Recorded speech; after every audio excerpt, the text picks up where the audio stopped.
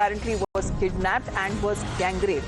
And now what we are getting to know, according to the information coming in, that the charges are being leveled on a police inspector, a sub-inspector, who seems to have allegedly committed the crime. And as far as the SI that has now been said, committed the crime in his own jurisdiction. This seems to be the big and a serious charge that has now been leveled, as this is a case that amounts to kidnapping and the gang rape of a minor.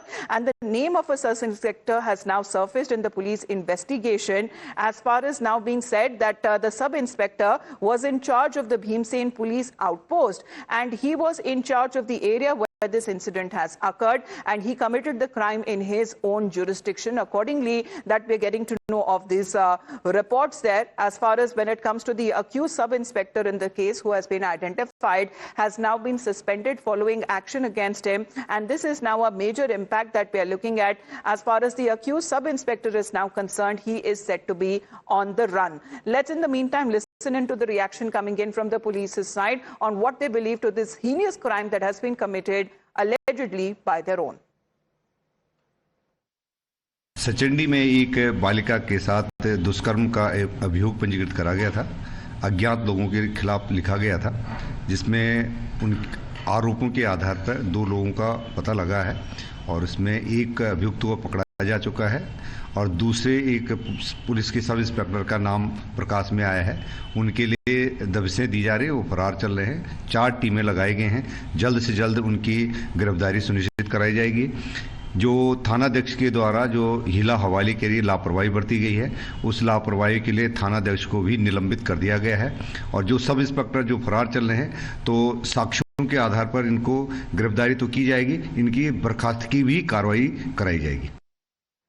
Vinod, अब जो रक्षक है वो ही एक तरीके से भक्षक बन जाएंगे, तो उसी के ऊपर तो फिर सवाल उठेगा। एक बच्ची के साथ दुष्कर्म की अगर ये घटना सामने आ रही है और वो भी कानपुर से, अब बताया जा रही है इंस्पेक्टर उसे सस्पेंड तो कर दिया गया है, लेकिन वो अभी भी फरार है। बिल्कुल, इंस्पेक्टर की जो है वो तलाश कर रही है पुलिस, और बहुत सख्त मैसेज है कि किसी भी कीमत पर कोई भी मामले में आरोपी हो उसको बख्शा नहीं जाएगा। खासतौर पर अगर वो पुलिस से जुड़ा हुआ है तो उसकी गिरफ्तारी होगी, उसको निलंबित किया जाएगा। लखनऊ से भी सीएम योगी ने इस बात के निर्देश दिए हैं कि जो आरोपित पुलिस वाला है उसके खिलाफ सख्त कार्रवाई की जाए, उसको तुरंत जो है उसको टर्मिनेट किया जाए। सस्पेंशन से ज्यादा बड़ी कार्रवाई जो है वो करने के निर्देश दिए गए हैं और उम्मीद की जा रही है कि जल्द ही उसकी गिरफ्तारी भी होगी और उसके खिलाफ जो विभागीय कार्रवाई है टर्मिनेशन की, वो भी किया जाएगा। इस पूरे मामले में जिस तरीके से एक जर्नलिस्ट का नाम भी आ रहा है, उसकी भी पुलिस जो है उसकी भी तलाश कर रही है। कहा जा रहा है कि दोनों आरोपियों ने जिस तरीके से उस लड़की को किडनैप किया, उसके साथ रेप किया, उसके बाद उसे उसके घर के पास छोड़ दिया।